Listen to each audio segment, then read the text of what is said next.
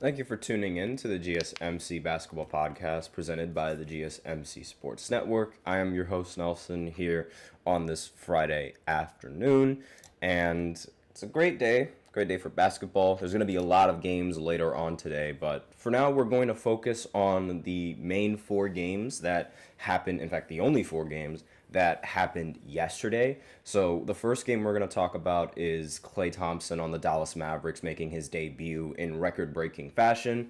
Then in the second segment, we're going to talk about the Oklahoma City Thunder and the Denver Nuggets, mainly focusing on Denver possibly not being as good of a team as I thought that they were going to be.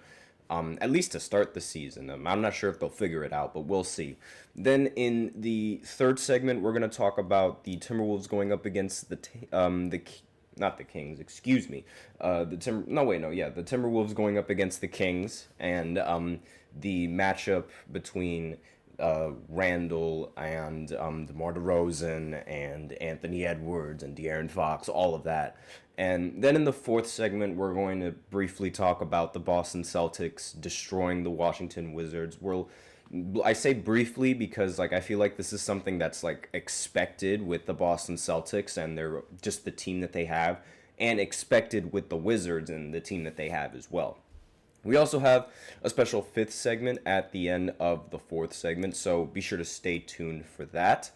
And before I begin with the first segment, I'd like to remind everybody that we love to hear what you guys have to say during the show, whether you guys have a hot take, whether you guys have a burning question, something that you've just been dying to share. We're all ears. If you really want your comment or question to get noticed, then I recommend using Super Chat. You just click on the $ below the chat box and you can send in your comments and or donations that way.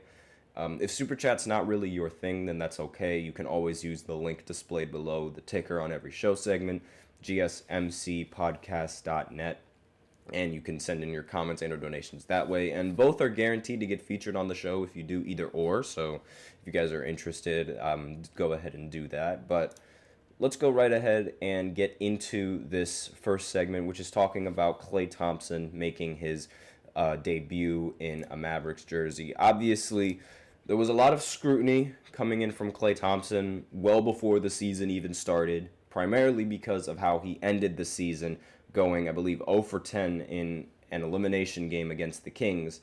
And a lot of people considering, and seeing the season that Klay Thompson had with the Golden State Warriors last year, a lot of people started to assume that Klay Thompson was on the decline and that his style of play, well, not his style of play, but that his three-point shooting was going to waver and ultimately become useless for the Golden State Warriors. And to that, I was very shocked at how negative, the feedback was with Klay Thompson. Throughout the entirety of the offseason, all you could see was, remember, Klay Thompson went 0 for 10. Remember, Klay Thompson went over 5.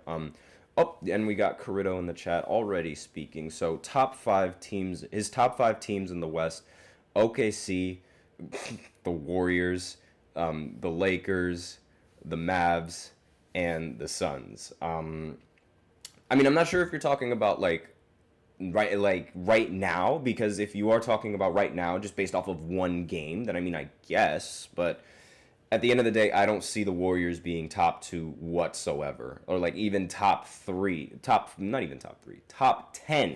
in the Western Conference when it's all said and done. I don't see that happening, but if we're talking now in hindsight, then yeah, that's really the only time they're going to be in the top 10 in the Western Conference. But aside from that, Klay Thompson, he did make his Mavericks debut, and I don't want to say that he put all the criticism to rest with just one performance, but he has shown that he's still the straight shooter that he is and that everyone knows he can be. Because despite that 0 for 10 elimination game performance, Klay Thompson still shot last season a respectable, I want to say maybe 37, maybe even 39% from 3. It wasn't the same, efficiency that we're used to seeing Klay Thompson shoot the 3 ball, but it was still a rather respectable.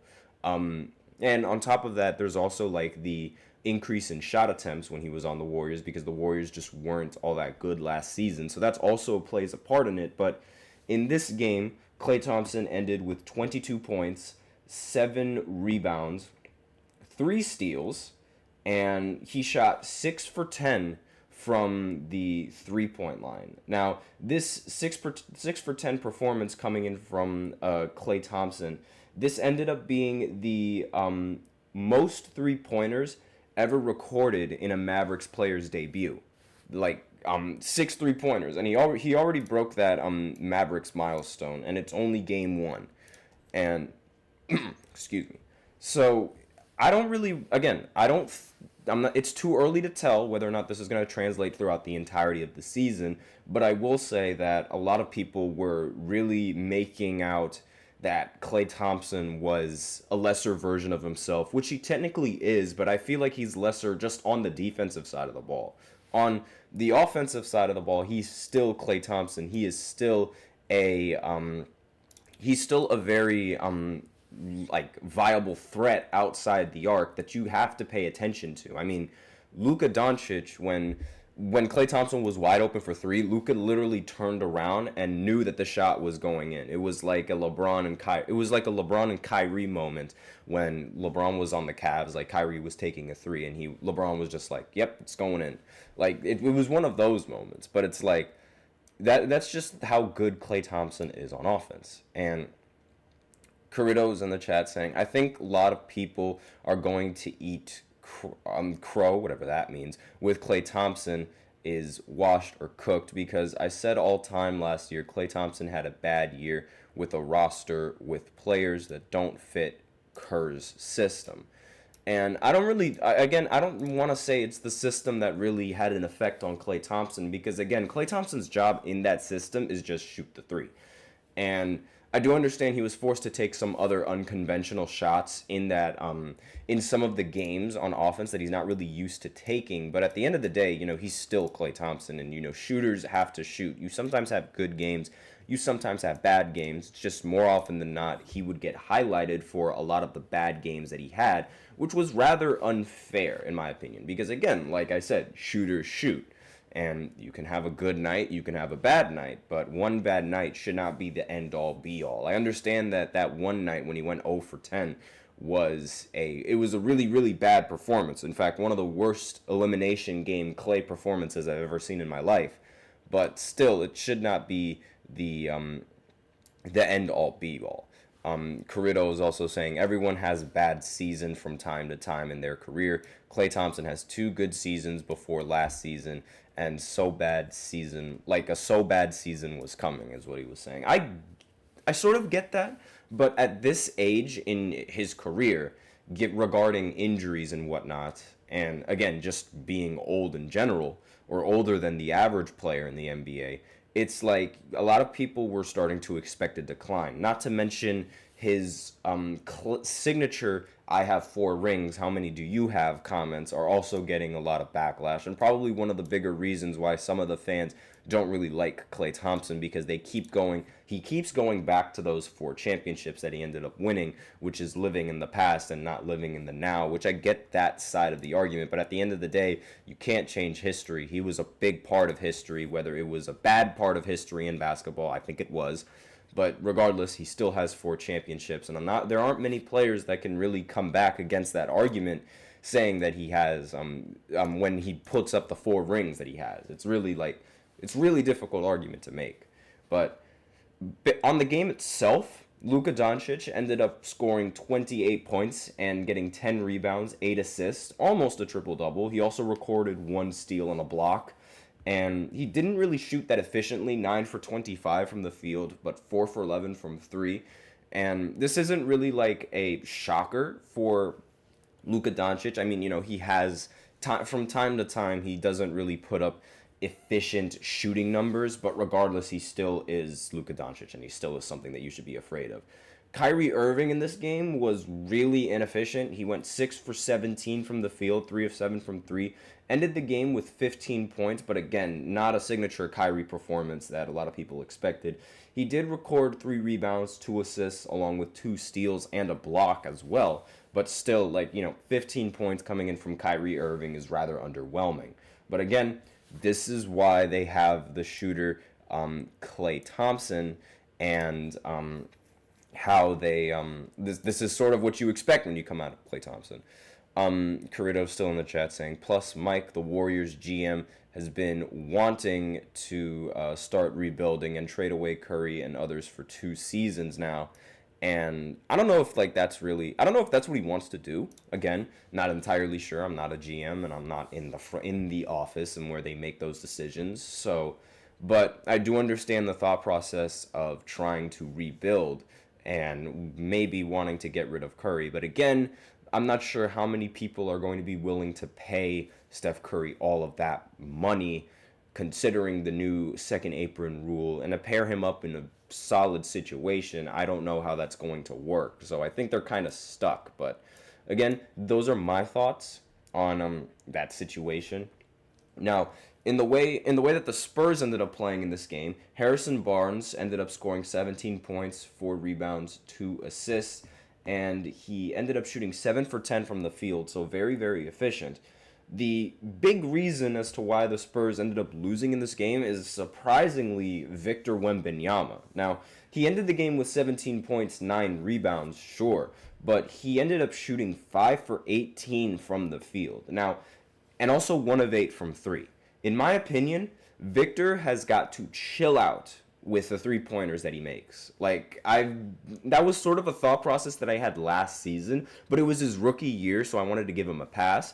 But at the end of the day, now that this is the second season that he's in, I feel like Victor needs to tone down the 3-point shot attempts just a little bit. I mean, he is so ridiculously tall that he can score very efficiently inside the arc. I think he should try focusing some more on that, more than trying to be a perimeter threat outside of the arc.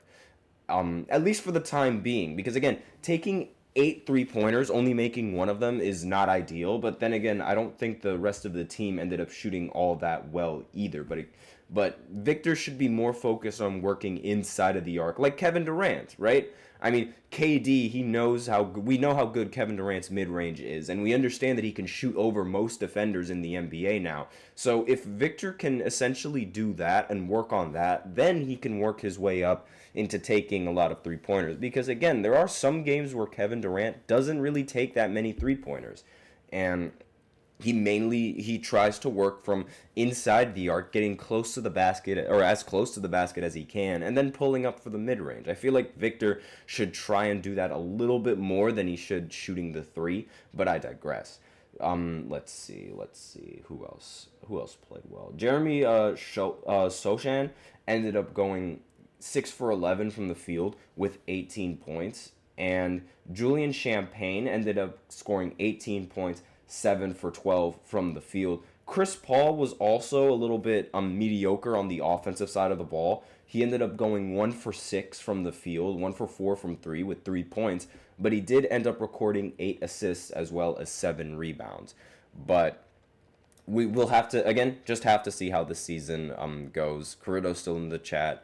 People tell me I am too soft on players or call me a snowflake with my way of thinking. Victor might be a little too aggressive on offense, but CP3 and Greg Popovich will help Victor find a balance. I don't think there's a problem with Victor trying to be aggressive on offense at all. I really don't. It's just the attempts and what he takes on offense needs a little bit of work, in my opinion. Like I said before, I would much rather he tries to work from inside the arc to start off and then work his way up to shooting those 3-pointers, because when you see the ball go in, it does something to basketball players. Like when you see the ball go in a couple times, then they can get into a rhythm and then they can do inhumane things at sometimes, especially in this league right now with how it's shaped up. But I don't think there's a problem with Victor being aggressive. In fact, I want him to take a lot of shots. It's just the type of shots that he's taking needs some work. That's really it. So that's all that I have on this first segment. So now I'm going to go ahead and go into the second segment, talking about the Thunder and the Denver Nuggets game and how the Thunder ended up winning in spectacular fashion against what I thought was going to still be the best team in the Western Conference. So I'll be right back after this short break. I feel like I'm losing my mind. Is everybody in the world blind? Please, Lord, give me a sign, a sign. I feel like I'm losing my mind. Is everybody in the world blind? Please, Lord, give me a sign, a sign. I wanna be the greatest. Everybody on the fake shit. I look around and feel like everybody is the fakest. I make this every day and I'm impatient, hoping one day I blow up from the basement. Statement, the top is so vacant. I don't hear shit that I think is amazing. Waiting for my day when I'm playing sold out shows for 1,000 faces. Hey, give me that crown, get in my way and to be put down. It ain't your place, all this my town. If I want that shit, then I'll get it right now. I'm losing it, the noose it fits, some losing shit, a stupid myth. You choose to live or choose to dip, you choose to fight or lose your grip and lose a gift. Oh. I feel like I'm losing my mind. Is everybody in the world blind? Please, Lord, give me a sign, a sign. I feel like I'm losing my mind. Is everybody in the world blind? And we are back with the second segment of the GSMC Basketball Podcast presented by the GSMC Sports Network. And in this second segment, we are going to be focusing on Oklahoma City beating the Denver Nuggets in the matchup yesterday and whether or not OKC is officially now the best in the West. And before I begin, I'd like to remind everybody that we love to hear what you guys have to say during the show. Whether you guys have a hot take, whether you guys have a burning question, whether you guys have something that you're dying to share, we're all ears. And if you really want your comment and or question to get noticed, I recommend using Super Chat. You just click on the $sign below the chat box and you can send in your comments and or donations that way. If Super Chat is not really your thing, then that's all right. You can always use the link displayed below the ticker as well on every show segment and send in your comments and or donations that way. GSMCpodcast.net. You can see the link displaying below the ticker as we speak. So again, both really help the show. Both make it much more interactive between myself and you guys. And both of those allow your comments to get recognized on the next show. So if any of you guys are interested in doing that, go right ahead. But let's go ahead and get into the second segment, which is going to be about the Thunder and the Denver Nuggets. Now, in this matchup, the Thunder ended up prevailing 102-87. Excuse me. I predicted yesterday that the Denver Nuggets were going to end up winning this game, but the game was close, and neither of those happened in this game. The Thunder ended up winning, and the game wasn't close. The final score was 102-87. And really, it's like, the key takeaway that I got from this game is that the Thunder might be better this season than what I thought. And they were really good last season. And then the Denver Nuggets might be a little bit worse than what I thought in, to start the season. I didn't think that I knew the team got worse. I knew Denver didn't really get better in the offseason, but I didn't really think that would affect them as much as it did in this game. I thought Jokic was going to handle it really well. I thought that the lineup that they had was still rather solid, but I didn't really, and I thought this game would be close, but I didn't expect the Thunder to just straight up steamroll through the Nuggets whenever they could. And in this matchup, you can make the argument that Chet Holmgren ended up outplaying last year's MVP, Nikola Jokic. Jokic ended with a triple-double. Of course he did. 16 points, 12 rebounds, and 13 assists. However, Chet Holmgren ended the game with 25 points, 14 rebounds, 5 assists, 2 steals, 4 blocks, and ended up shooting 11 for 15 from the field. Now, he went 0 for 5 from 3, which is like the only real problem, in this game for Chet Holmgren. But aside from that, he was still absolutely phenomenal in this game and played very well against last year's MVP. SGA, of course, he played well. 11 for 24 from the field. Not really as efficient as you'd expect, but again, it's just under 50%. And he ended the game with 28 points. He took 6 3-pointers in this game, ended up going 2 for 6 from the line. From the 3-point line, and 4 or 5 at the free throw line. He also recorded 8 assists along with 7 rebounds and 3 blocks along with 2 steals. So these two, they're phenomenal. But we've seen it last year, and we know how good they are as a team. They ended up, Aaron Wiggins ended up going 7 for 9 from the field, ended with 15 points as well. Jalen Williams didn't really have a solid shooting night, but it didn't really matter because, again, they just ended up steamrolling through the Denver Nuggets. Jalen Williams ended the game 5 for 16 from the field, 2 for 8 from 3, along with 12 points. Again, not that efficient. And Isaiah Joe also didn't really play that efficient in this game, 3 for 10, 7 points, 1 of 6 from 3. But again, that doesn't really matter. Now, imagine if these key players in Jalen Williams, this key player, ends up shooting the ball very well. How much would their lead be, and how much would they outscore the Denver Nuggets in this game had they shot the ball to the best of their ability? That's really like the big scary factor in what I'm thinking about. Now, for the Denver Nuggets, again, I mentioned Jokic dropping a triple-double, but the rest of the lineup was rather mediocre. Every single starter was in double digits, but again, the key players in this game weren't all that impressive, to say the least. Michael Porter Jr. ended the game shooting 5 for 17 from the field and 3 of 10 from 3, which again is not ideal. Christian Braun was one of the leading scorers for the Nuggets as well, 8 for 15, but 0 for 3 from 3 with 16 points. And let's look at the box scores. He also ended up recording 7 rebounds, 2 steals, and 2 blocks, which is helpful. But the second best player on the team, or who's supposed to be the second best player on the team, Jamal Murray, ended up going 4 for 13 and 2 of 5 from 3 with only 12 points. Now, you can make the argument that Jamal Murray just wasn't playing the Lakers, and that's why he was playing so bad. But again, we expect Jamal Murray to play considerably well, especially with Jokic dropping a triple-double, but that just didn't happen, and that was one of the reasons why the Denver Nuggets ended up struggling in this game. Not the main reason. Now, what was the main reason why Denver was struggling and why they ended up losing this game? Russell Westbrook.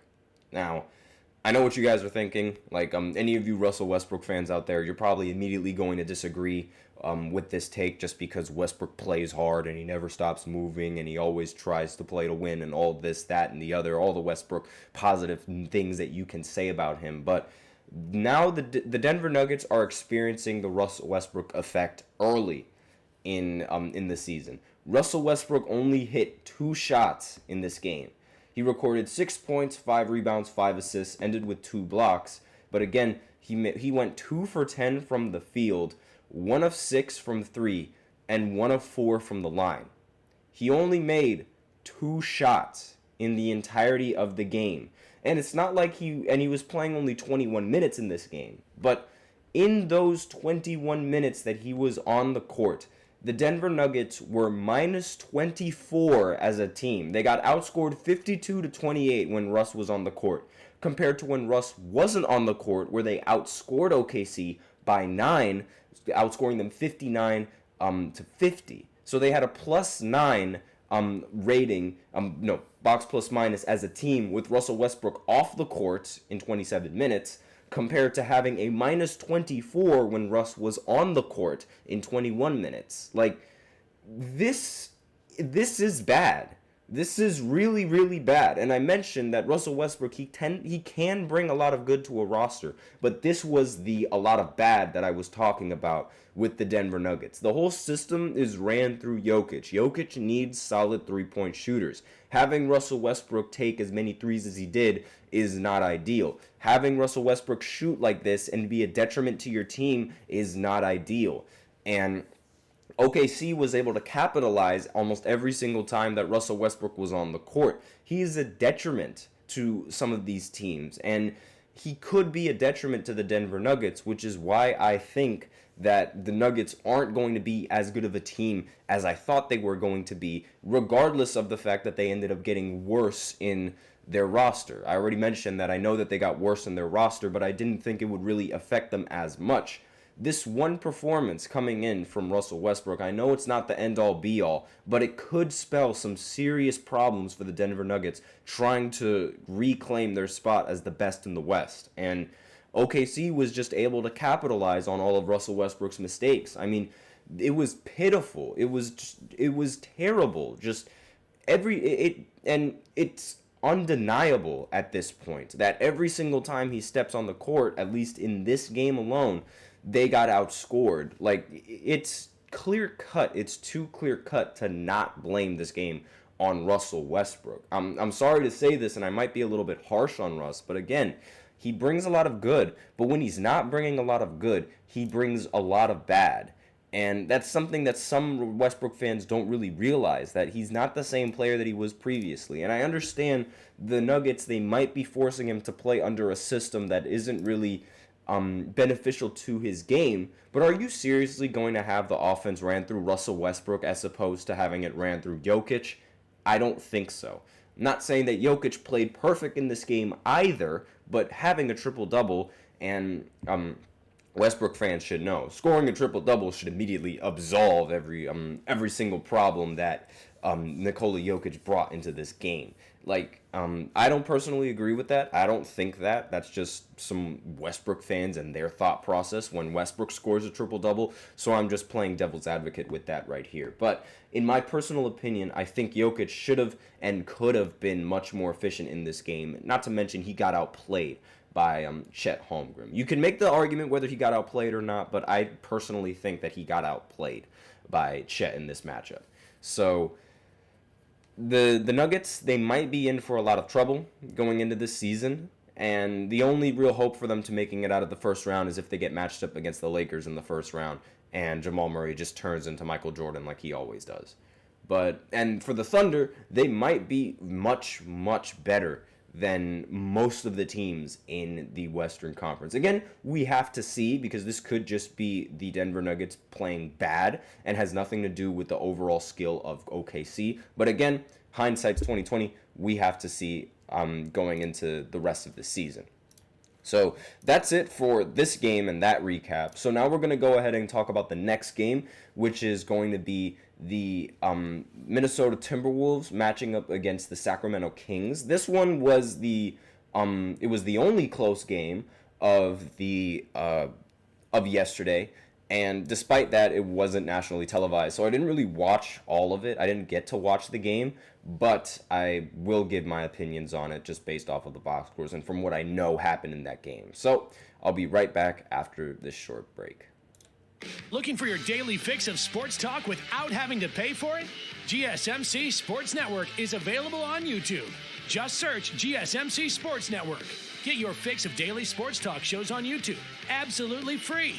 NFL, college football, NBA, MLB, MMA, UFC, fantasy football, and so much more. GSMC Sports Network has shows running all day long, with new sports shows starting every 2 hours. Just like on your favorite cable sports channel, except GSMC Sports Network is absolutely free. Just search GSMC Sports Network on YouTube to catch one of your new favorite shows, like the GSMC College Football Podcast, Chip Shot Football Podcast, Hoops and Heels Women's Sports Podcast, GSMC Basketball Podcast, and so many more. Check it out for yourself. GSMC Sports Network, now available on YouTube absolutely free. Search GSMC Sports Network on YouTube right now.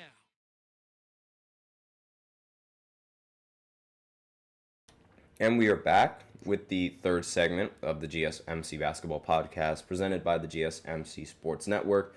And in this third segment, we are going to be looking at the Timberwolves matching up against the Kings in yesterday's game. And we're going to go ahead and dive right into this. So this was the only close game coming in from yesterday. I originally picked the Kings to end up winning in this game. I was wrong, but barely, because they ended up losing by only 2 points. Again, it was the closest game, but now they make me look bad. They made me look bad, and they made me look like I don't know my basketball, and I don't know the best teams in the NBA. I don't like that. I don't like how they made me look bad.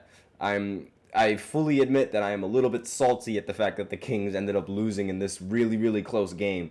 But I will say I did not expect the Timberwolves to play as well as they did. And mainly, not even the Timberwolves, mainly Julius Randle. So we'll focus on the Timberwolves first. Now, even though I know like we have the Kings loaded up right here, and I know that they're playing the Clippers in this matchup, but hindsight's 2020. Don't pick me. Don't pick pick me for picking that. It's just because it was DeMar's debut as a Sacramento King, and that was why I picked this image, because it had DeMar DeRozan in it. And the Timberwolves, Anthony Edwards, ended the game with 32 points, 7 rebounds, 4 assists, along with a steal. Very solid performance. He did shoot 10 for 24 from the field and 5 for 15 from 3. The shooting from 3 is not ideal, but again, like, the 32 points is more than ideal, especially coming in from your best player. Now, Anthony Edwards and Julius Randle, they were really the only positive things that this team really had on offense. And Julius Randle, he ended up being the leading scorer for this game, ended with 33 points, 13 for 17 from the field. Much better game in this matchup than it was previously. Ended with 5 rebounds and 4 assists as well. I don't really think the Kings have that dominant of a rim protector as the Lakers did in that matchup, which is why Julius Randle ended up prevailing and ended up playing really, really well in this game. And, I mean, 33 points is impressive no matter who it is. And the shooting as well is also rather impressive. He also shot 5 for 6 from 3, which, again, very impressive. And aside from those two scoring 30, the Timberwolves didn't really have anything else going for them on offense. Like, Naz Reid ended the game with 19 points, yes, 6 for 10 from the field, 4 for 7 from 3. But aside from that, nobody else on the Timberwolves ended up scoring in double figures. And they only played 5 other players aside from those players. So the rotation was rather thin for the Timberwolves. They only ended up substituting 3 players in the matchup, as opposed to using the entirety of their bench, which is a little bit shocking, but at the end of the day, their rotations are solid enough that they're able to do so, and they're able to work with a lineup like that. So maybe that's going to be how we're going to see the Timberwolves play throughout the rest of the season. DiVincenzo, 1 for 6 from 3, 4 for 10 from the field with only 9 points. Not very ideal, but again, a win is a win, so it doesn't necessarily matter in hindsight. However, I do expect DiVincenzo to shoot the ball just a little bit better than what he did in this previous matchup. Mike Conley also did not play well, 2 for 9 from the field, 6 points, 2 for 7 from 3. Jaden McDaniels also did not play well on the offensive side of the ball, 2 for 9 from the field, 0 for 4 from 3 with only 6 points again. And Rudy Gobert only took 2 shots. Wait, my bad. Only took 2 layups. So really, again, this matchup was, they ended up losing to 2 players. The Kings. They ended up losing to 2 players. Meanwhile, the Kings and their roster overall was rather solid. I mean, the starters played a hefty amount of minutes in this matchup, but overall, like, the overall team performance coming in from the Kings was better. It's just they could not prevail. And let me just go ahead and look at the box scores a little bit more intensely. All right. So Keegan Murray, 23 points, 11 rebounds. Very, very solid performance. Was not the leading scorer. He did shoot 8 for 17, 5 for 10 from 3, which is very, very solid. And DeMar DeRozan ended up being the main scorer for the Kings with 43 points. Not 43 points, Jesus Christ. 26 points in 43 minutes, 8 rebounds, 2 assists, and 7 for 18 from the field, 0 for 2 from 3, 12 for 14 from the line. Sabonis also played pretty well in this game, 24 points, 8 for 13 from the field, 3 of 4 from 3, and ended with 8 rebounds. I thought he was going to get more assists than he did in this game. He only got 1, but regardless, De'Aaron Fox more than carried in the category for assists. De'Aaron ended the game with 15 points and 11 assists, a pretty solid double-double coming in from him. His field goal percentage, however, wasn't really all that impressive. 6 for 14 from the field and only 1 more point to show from it. And, like, overall, the Kings had 5 players in double figures, yet they were still able to lose to the Timberwolves. Why is that? The answer is the lack of three-pointers.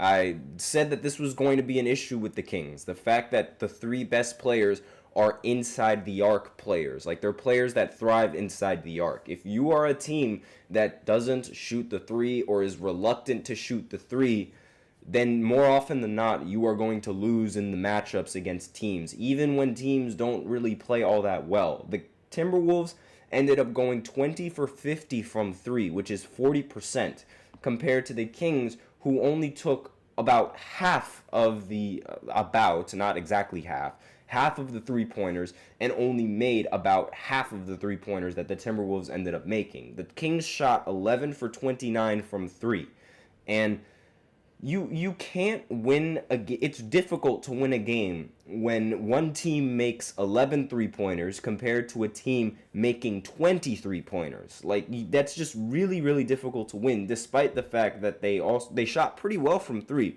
They just didn't take enough threes.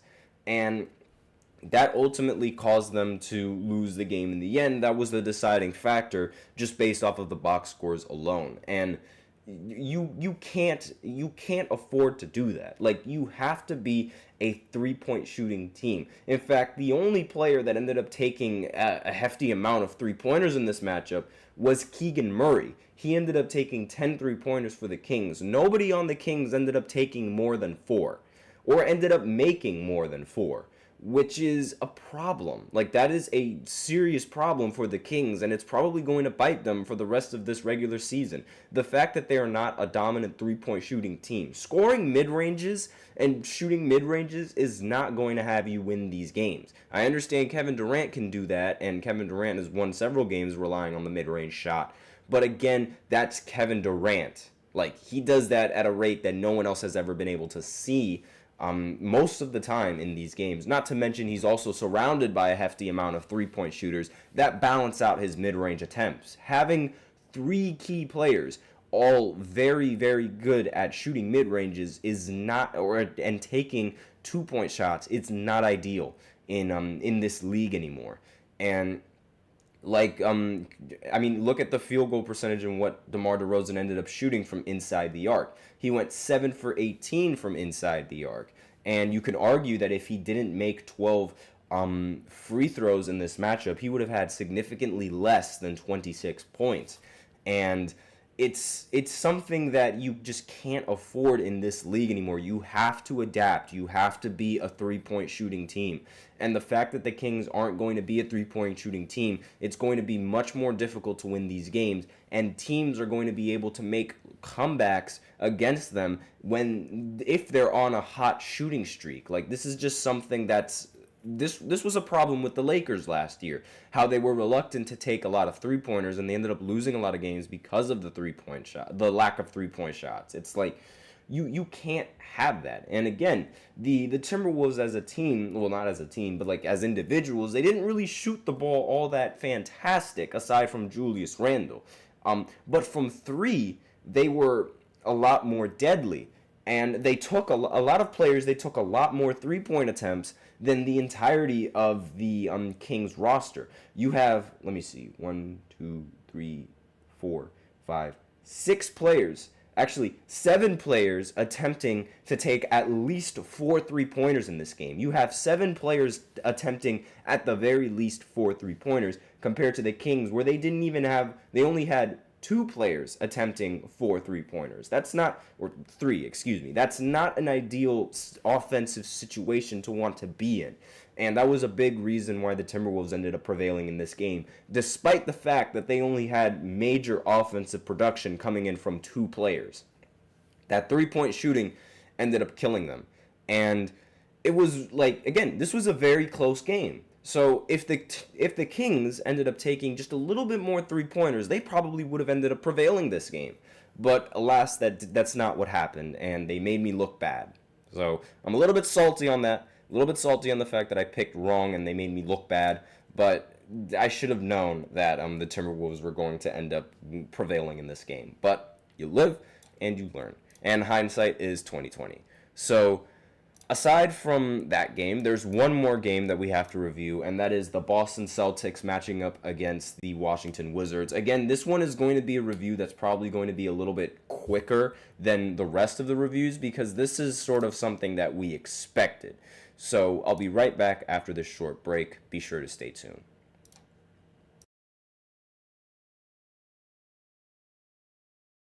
For the best and latest podcasts available anywhere, go to the podcast app on your cell phone and type in GSMC to access free content-rich podcasts on health and wellness, book reviews, sports, entertainment, relationships, social media, movies, technology, finance, and even weird news. Subscribe and download the GSMC Podcast Network's family of shows, available everywhere podcasts are found.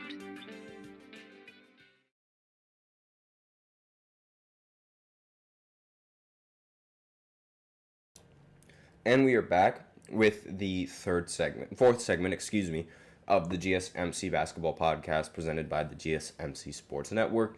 And in this fourth segment, we're going to be focusing on the Celtics and the Washington Wizards and their matchup. And a quick fun fact before I start this matchup, there was an NBA score change after the game concluded. The Golden State Warriors, they played the Portland Trail Blazers, but now the NBA has concluded that the Blazers should have actually lost by 36 points as opposed to losing to 35 after a stat error was recorded in that game.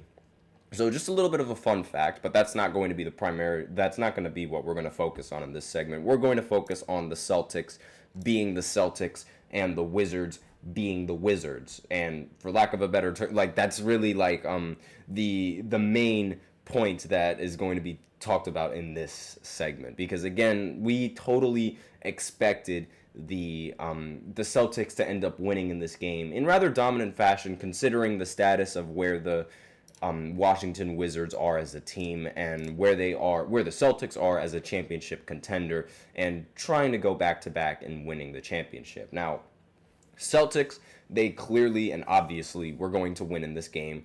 I picked them to win this game. So for the day, I am 2 for 4. That's 50% right, 50% wrong. Hopefully it was, so far I've gotten 2 games wrong in every single one of the predictions that I do. So take that what you will. Whenever I'm doing the predictions, just see what 2 games are most likely going to be wrong, and then pick the opposite of what I picked, and chances are you're going to end up being right. So we'll see how my predictions go on in the future, but so far I've missed 2 predictions in the last few days, and I think that's rather impressive, to me at least, the fact that I've only gotten 4 wrong compared to getting,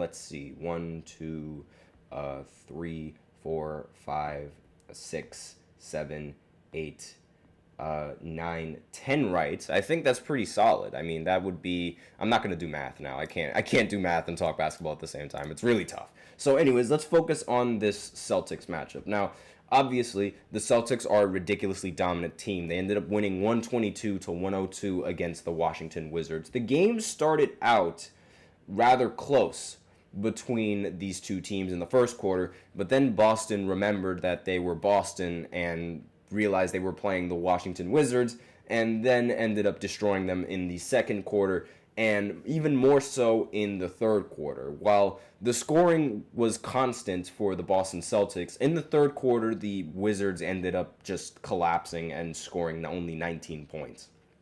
And I mean, they started, again, like I said, they started out strong, but they could not keep up with the Celtics and their ridiculous offensive firepower. That is their starting lineup. And let's just see here. Now, Kristaps in this matchup, he didn't really, I will say he did not play in this matchup, so don't worry about that graphic. I just needed to have a graphic there. But again, this matchup was never ever close, and Al Horford, while he did play in this game, he ended up recording 0 points. But again, don't really expect Al Horford to have a dominant performance coming in this game, more so than I expect the rest of the starting lineup. Now, Jaylen Brown ended the game with 27 points, 8 rebounds, 3 assists, along with 4 steals, shot 10 for 20 from the field, 3 of 6 from 3, exactly 50% in every single shooting aspect. Jason Tatum did not have an efficient night shooting the ball like he did yesterday, or the day before, like the game before, excuse me. going 9 for 20 from the field and 25 points, 3 for 11 from 3, but still 25 points, 11 rebounds, and 6 assists is not a bad game whatsoever. It's just, the shooting could have been a little bit better, but again, when you win by 20 points, it doesn't really matter in hindsight, right? Derek White also played phenomenally in this game, 19 points, 4 rebounds, and 4 assists. It seems like Derek White is trying to solidify himself as the third option on this team over Drew Holiday in terms of scoring. He shot 6 for 11 from the field, 4 for 7 from 3, and, coming off the bench, Peyton Picard ended up going 5 for 11, 5 for 10 from 3 with 15 points, and Neemias Queta off the bench, center coming off the bench, 5 for 7 from the field, along with 12 points. And overall, the Celtics, obviously, they're just the better team than the team that I thought was going to be and is going to be the worst team this year, similar to how they were the worst team last year. Jordan Poole ended the game shooting with 26 points, 4 assists, 4 steals as well. However, he went 9 for 17 from the field, 6 for 11 from 3. After that first quarter, he ended up cooling down the rest of the game, and probably a big reason as to why the Wizards ended up losing. Jonas Valanciunas, in his debut for the Wizards, ended up going 8 for 13 with 18 points. Kyle Kuzma shot 6 for 16, 0 for 5 from 3, 12 points. And nobody else on the Wizards ended up coming close in double figures. A lot of their bench players ended up playing in this matchup, and it was mainly after the second quarter and going into the third, the rest of the game was just garbage time for the Washington Wizards. And I don't expect the Wizards to be a dominant team. I do expect them to be worse than the Pistons, and definitely going to be one of the worst teams in the league once again. And this is really just, the Celtics are just a dominant team. This is just what we expect coming in from the Celtics. In fact, there could be a legitimate argument for the Celtics being better than what they were last season. And hear me out on this. Throughout the offseason, I said this before, the Celtics, the main stars on the Celtics were getting clowned. Jaylen Brown was getting clowned. Jason Tatum was getting clowned. And maybe even a little bit of Derek White. I don't think Derek White's slander was really all that much, but there was a lot of negativity surrounding the two best players that just won a championship, and even the Finals MVP and the Eastern Conference Finals MVP. Primarily Tatum got a lot more criticism than Jaylen Brown, but more or less they both got critique, and you don't really see that coming in from players that just won a championship. There aren't really that many people that are quick to critique a Finals MVP or a player who was runner-up to the Finals MVP. You rarely see that. And the fact that they had to face so much backlash, I feel like they're going to be motivated this season to trying and being better than what they were last season. So congratulations to you guys and the media for unleashing this Boston Celtics monster. Now I'm actually a little bit more scared of them and what they can do in the postseason, because you just added fuel to their fire. You just added more reason to make these guys want to win and make these guys want to go back to back. Like, why would we do that? Why would you guys do that? I wasn't doing that, so it's you guys. It's your fault for doing that. I don't know why we try and poke the bear. That's literally what we all were doing, just poking the bear. And I understand it might have been a little bit funny, the fact that Jason Tatum wasn't playing in the Olympics, but was that right? No, in my opinion, I don't think it was. Regardless of how well or how bad Jason Tatum played in majority of these Olympic games, he should not have been sitting out in those pivotal games. I don't know what Steve Kerr was thinking with his rotations, but alas, that's what happened. The media ended up clowning him for not being able to play in these games. They also clowned him for hitting the side of the backboard on a three-point attempt. And again, this is just more fuel to that fire. And these players and the Boston Celtics are probably going to repeat at this rate, given off of all the backlash that they received in the offseason. I would not be surprised if they three-peat. Not three-peat, if they go back to back. And maybe even then I wouldn't be surprised if they three-peat. But alas, that's really what's to be expected. They ended up winning 2 games by 20 points or more, the first 2 games that they ended up playing, which is rather concerning. I do understand that the Wizards, they are the Wizards, and that just makes sense for the Wizards to lose by 20 plus points, but beating the Knicks as dominantly as they did, and then coming back and doing it again the next day, or the next game that they play, it's a pretty serious issue, in my opinion. But again, that's just my opinion. All of you guys can take with that what you will. And that's really all that I have to say about this matchup. Because again, this matchup was something that I'm sure a lot of people expected. No one expected the Wizards to end up prevailing in this game. And nobody expected the Celtics to lose in this game. So, not really much that needs to be said about that.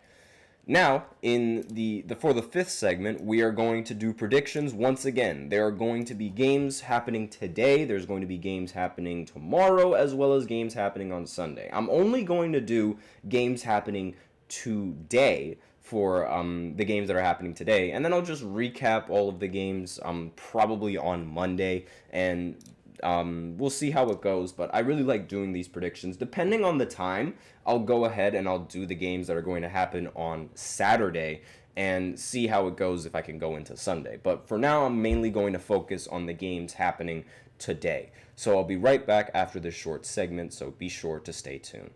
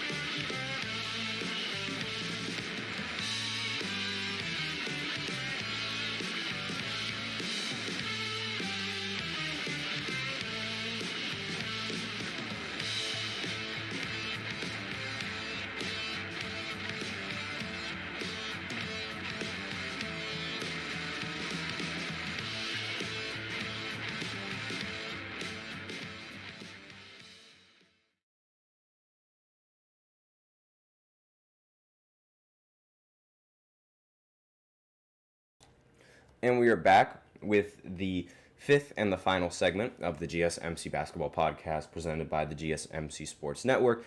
And in this 5th segment, I'm going to get through all the games that are going to happen today and my prediction for the outcome of these games. And we're going to see if I can go into the games over the weekend and see just how many games I can get right, how many games I'll predict end up being right, and who's going to end up prevailing in each matchup. So, the first game to talk about, the Nets going up against the Orlando Magic. Now, I think the Magic are going to easily win in this game. The Magic are playing at home against a rebuilding Brooklyn Nets team. I don't think that the Nets really have that much offense aside from Cam Thomas that is going to end up being enough to combat against the Orlando Magic. I also don't think they have much of a solid defender to stop Paolo Banchero, and so those are my reasonings for why I think the Magic are going to end up prevailing in this matchup.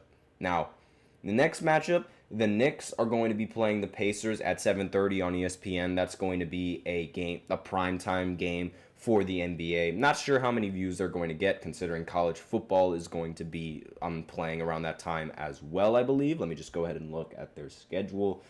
And actually, no. There isn't going to be much college football happening on today, at least. At least up until 11 p.m. So there might be a lot of people that tune into this Knicks game, and that makes sense considering how Rutgers is going to be playing later on tonight, and a lot of people in the New Jersey area who don't have a sports team are probably going to end up watching the Knicks play basketball. So there is that.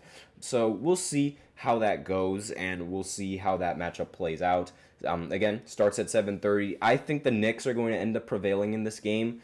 I feel like there's a lot of animosity and distaste for the Pacers and what the Pacers did to the Knicks in the postseason, I think the home crowd is really going to give the Knicks a lot of a boost in this game, and there's going to be added motivation into wanting to win in this matchup. Now, this is actually one of the matchups that I'm rather unsure about, mainly because I am not confident in Mikal Bridges and his shot, and I also don't know how well Karl-Anthony Towns is going to be able to play in this matchup either. So if there's any game that I see could going the other way, it's going to be this primetime matchup between the Knicks and the Pacers, but my pick is the Knicks to end up winning in this game.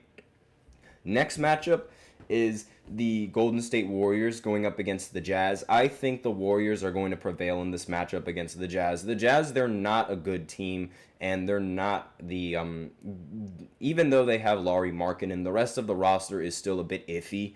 And I think the Warriors and the system that they run with Buddy Hield, and I expect a good game coming in from Steph Curry in this matchup and the rest of the roster. I think the Warriors are going to end up prevailing despite the fact that they're playing in the Jazz's home court. Next game on this list is the 76ers going up against the Toronto Raptors. Now, Joel isn't going to be playing in this matchup. I'm still not sure whether or not Paul George is going to be playing in this matchup, but if Paul George ends up playing, I pick the 76ers. And if he doesn't end up playing in this game, I'd say the Toronto Raptors are going to end up winning this matchup. And the Raptors, they're going to be playing at home, but again, my first and go-to pick is going to be the 76ers. That would be my definitive pick if Paul George is playing. Still unsure whether or not he's going to be ruled out eventually. There were no reports saying that I don't remember seeing a report saying that he was going to be ruled out. But let me just go ahead and just double check again. Again, it's not entirely sure whether or not he's going to be playing, but yeah, there was no report on whether or not he's going to be playing in this matchup or whether or not he's going to be sitting out, at least not to my knowledge. That might be a game time decision. And another decision that I just got a report, 21 minutes. Steph Curry is he participated in an optional shoot around ahead of Friday's game. He's labeled as questionable for this game on Friday, but still I think the Warriors are going to end up prevailing with or without Steph. But 76ers, I pick them to win if Paul George is playing. If not, I think the Raptors are going to end up winning. And next game on this list is the Lakers going up against the Suns. This one is going to be a little bit of a tough matchup, I do agree. And I think the Lakers are going to end up prevailing. I think it's going to be a bit of a close game, but I feel like the Lakers, they're going to end up winning in this matchup with the offense that they have under JJ Redick. The fact that the Suns don't really have much of a force to stop Anthony Davis when he goes in the post, and let alone stopping LeBron. I don't know if LeBron's going to have a big game or as big of a game as Anthony Davis. I think Anthony Davis is going to dominate in this game more so than LeBron, but regardless, I think the Lakers are going to prevail in this matchup. Next is the Cavs going up against the Pistons. The Cavs are going to win. On to the next game. The Hornets are going to match up against the Atlanta Hawks. Now, Atlanta plays at home, and that's a little bit of a swaying factor for me in picking the Hornets. I'm picking the Hawks over the Hornets. I picked the Hawks over in this game, mainly because they ended up coming back in a game against the Houston Rockets, but I don't think that comeback is going to be repeatable not just for the majority of the season, but in this game. And I feel like the Hawks with Trae Young, they're going to be a little bit more consistent than Charlotte is, which is why I picked the Atlanta Hawks. Not only that, but the fact that they also play at home. The Grizzlies, they're going to match up against the Houston Rockets. I'm picking the Grizzlies in this matchup, and I think it's going to be a really close game going into this. I think that Sengun is going to have a pretty solid game, but I don't think they're going to have much of an answer for Desmond Bane, and I expect Zach Edey to play pretty well, pretty good paint defense when going up against Sengun, and considering how Sengun is more of a post player, this could be Zach Edey's welcome to the NBA moment. But so I'm a little bit shaky on this pick, but I'm going with the Grizzlies on this one. Next, the Bucks. They're matching up against the Chicago Bulls. I think the Bucks are going to win this game. They play at home. Giannis Antetokounmpo, Damian Lillard. No one on the Bulls can really stop Giannis Antetokounmpo, and I mean, I don't think anybody in the league can really stop Giannis Antetokounmpo consistently. And Damian Lillard is probably going to have a solid outing in this matchup. I expect the Bucks to end up prevailing in this game. Next, the Pelicans. They're going up against the Portland Trail Blazers. Despite losing DeJounte Murray, I still think that the Pelicans are the favorites in this game, and they should be your pick to win against the Portland Trail Blazers. The Trail Blazers just aren't a good team, and I don't expect them to win in this matchup. And let's see. Can I go over the games that are happening tomorrow? Let's see. Okay, so the Mavericks, they're going to match up against the Phoenix Suns on Saturday. That's going to be a little bit of a tough game. I think that game is going to be really, really close. But considering how the Suns are going to come off of back-to-back games, I think the Mavericks are going to have a slight edge over the Phoenix Suns. Again, the back-to-back games, it's really, really it's a little bit iffy. And I don't think that Phoenix is going to be able to prevail against the Dallas Mavericks in this matchup. Next, the Lakers, they're going up against the Kings in another back-to-back game. The Lakers, they've played 3 straight home games, I should add. But regardless, I think that the Lakers are going to end up prevailing in this matchup against the Kings. They're a team that takes way more three-pointers than the Kings, and I am done trying to pick the Kings in these matchups, depending on the matchup, of course. But against the Lakers, I think the Lakers are going to prevail. Nuggets, they're going to play the Clippers on Saturday. I think the Nuggets are going to end up beating the Clippers. The Clippers aren't going to play at home in their futuristic sci-fi dome that they've got built up that literally can detect, that has facial recognition in the game. I think the Nuggets are going to end up prevailing in this matchup. And this is going to be a classic Russell Westbrook against James Harden matchup. And not really the main storyline, really, but it is a storyline for this game. I think the Nuggets are going to end up prevailing. Next, Cavs go up against the Wizards. Cavs have a really easy schedule going into this weekend, playing against the Pistons and then the Wizards. They're going to end up beating the Wizards. The Wizards aren't a good team. Cavs are just a much better team. And the Heat, they're going to match up against the Hornets in this game, and the Hornets are going to be coming off of a back-to-back game as well, and I think the Miami Heat are just a much better team. I think the Heat are going to end up winning in this matchup. Celtics are going to easily stomp on the Pistons in this matchup. Jesus, like the Pistons, they do not have an easy schedule, will I say. Then again, none of their schedule seems to be easy. I think the Celtics are going to stomp them completely out of their arena in Detroit. The Thunder, they're also going to stomp the Chicago Bulls in the matchup, and I don't expect the Bulls to really make it much of a competition. I think the Thunder are going to win this game.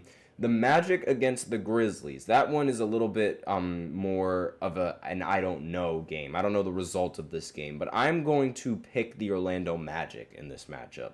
And I have real, I didn't do the jingle. Orlando Magic.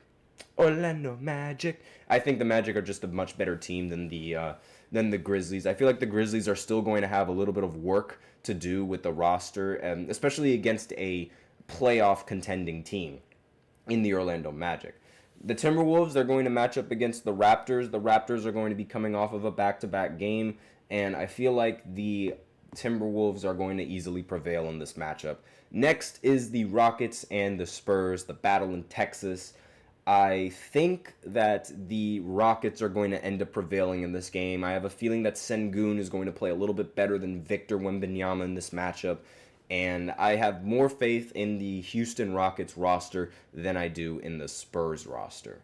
So those are my picks for Saturday's games. Can I go into Sunday games? There are only 5 games on Sunday, so I might as well. The Bucks, they're going to match up against the Nets. I predict that the Bucks are going to easily beat the Nets. Clippers are going to match up against the Warriors. I feel like the Warriors are going to end up winning this matchup considering how they're going to be playing at home, and the Clippers are going to be playing in a back-to-back game. The 76ers, they're going to match up against the Pacers. I have a feeling that the Pacers are going to end up coming out winning this game, and not dependent on whether or not Paul George plays or not, I think the Pacers are going to end up winning. And the lack of Joel Embiid is really, really, really making it easy on these 76ers games, and we'll see how the investigation of his injury and his lack of playing really is going on. Next is the Pelicans going up against the Trailblazers. Pelicans are going to beat the Trailblazers. Next game, the Thunder, they're going to match up against the Hawks. It's probably going to be a little bit closer than a lot of people think, but I think that the Thunder are going to end up prevailing in this matchup, regardless of the fact that they're going to be playing back-to-back games. This is a relatively young team, and in fact, the youngest team to ever make the 1 seed. So I don't think the back-to-back games are going to affect the Thunder as much as they're going to affect the rest of these other games and the rest of the other teams that I've mentioned coming off of a back-to-back, and especially a team again like the Hawks. So I have a feeling that the Thunder are going to end up winning in this matchup. So those are all my predictions. We'll see just how accurate I am, how inaccurate I am towards the end of the weekend. And that's all that towards Monday, I should say, when I come back and I do these segments. But that's all that I have for the 5th segment. That's it for the show. Thank you so much for tuning into the GSMC Basketball Podcast presented by the GSMC Sports Network. Your support means a lot to us, so remember to subscribe to the show, leave a positive review. It really does make a difference. We also invite you to follow us on Facebook, Twitter, TikTok, and Instagram for more content and updates. As usual, we love to hear what you guys have to say during the show, whether you guys have a hot take, burning question, something that you've just been dying to share. We're all ears. If you really want your comment or question to get noticed, then I recommend using Super Chat. You just click on the $ below the chat box and you can send in your comments and or donations that way. If Super Chat's not really your thing, that's okay. You can always use the link displayed below the ticker on every show segment, gsmcpodcast.net, and you can send in your comments and or donations that way. And really helps the show, both of which are going to be, if you do comment on either or, your comment will be featured on the show. It's going to be guaranteed to get featured on the show. And that's all that I have to say. Thank you so much for tuning in. I am your host, Nelson. Enjoy the weekend that's full of sports, and as always, take care.